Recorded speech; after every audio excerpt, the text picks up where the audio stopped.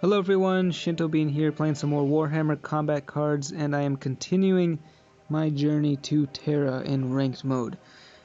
For this game I'm going to be using a Chaos deck with the Warlord Gluggerthrox the Foul. I have him at level 7, so he's pretty beefy. And in this deck I am going all out with the melee. I've got the Bloodthirster. This is one of my favorite Chaos cards, just because it does a massive amount of damage. I really like having a lot of heavy hitters in my deck that can deal tons of damage and just try to end the game quickly. So level 4 Bloodthirster right there. And we've got Typhus here at level 5, and Karn the Betrayer also at level 5. So lots of melee damage. I've got the Vox Shambler with his taunt ability, and Karanak. So let's get this show on the road. We'll see what we're up against here. And let's hope it's not a psychic deck, because pure melee does not fare very well against psychic. And, you know, knock on wood, I should have I spoke too soon. I shouldn't have said that. I'm up against Psychic Chaos here, which is possibly the worst possible thing I could be facing. And my Chaos deck is at a fairly high rank, so this could be a pretty strong enemy force that we're facing here. Typhus has poison, the poison trait, which is going to be wasted here because he's just going to kill that thing in one shot. But yeah, poison, I mean, it's definitely, it has its uses, I suppose, but overall it's a pretty weak trait. And especially on Typhus, I don't know. At least with this composition, it's just not very good.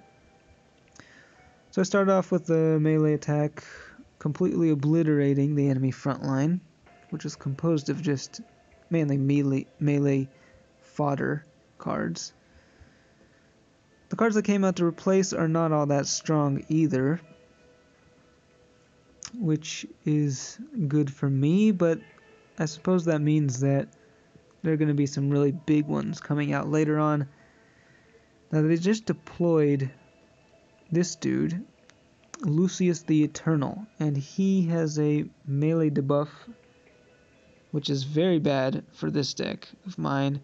You can see how much it reduces my damage output, but we're gonna keep swinging. I really need to take out that Lucius guy there on the left. He's really crippling my ability to deal the damage I need, and I'm losing momentum here as their psychic attacks are sapping away Karn the Betrayer's health. I'm gonna go melee again here, and I took out 2 of their demons. They have 3 cards left, including the Warlord, so the other 2 bodyguards will deploy, and there we go. The Lord of Change, front and center. Of course, its psychic attack is massive, and it blasted Karn the Betrayer into oblivion. Let's take a look at this. It is level 4, a level 4 Lord of Change. That's huge. Of course, it has a massive melee attack in addition to its psychic. What do I want to go here? I think we're just gonna put my taunt minion there in the center. I really need to kill this Lucius here. So he's going to go down, meaning I don't have to worry about the melee debuff anymore. The top minion goes down, but I can deploy my hound here. Now, he has a psychic debuff, which is normal. It's one of the most useless traits and ready abilities, except in this one situation here. Here it really shines, and you can see right there it reduced that incoming psychic damage by quite a bit. So I guess that's the one nice thing. Yeah, pure melee suffers against psychic, but the Coronate Hound of Vengeance counteracts that with its trait. I never actually thought of that before, but it's pretty cool. And my Warlord just deployed with the Fear. It has enough melee to finish off Ahriman there. So, you know, this deck actually fared a lot better than I was expecting.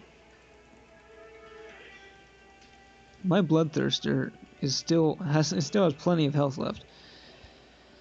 So I got a total of 179 damage.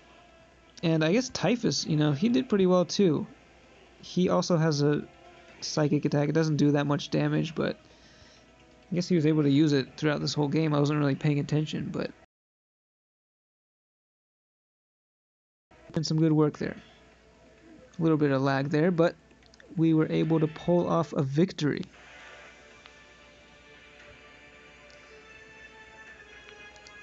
Alright, so victory with pure melee chaos. That's nice.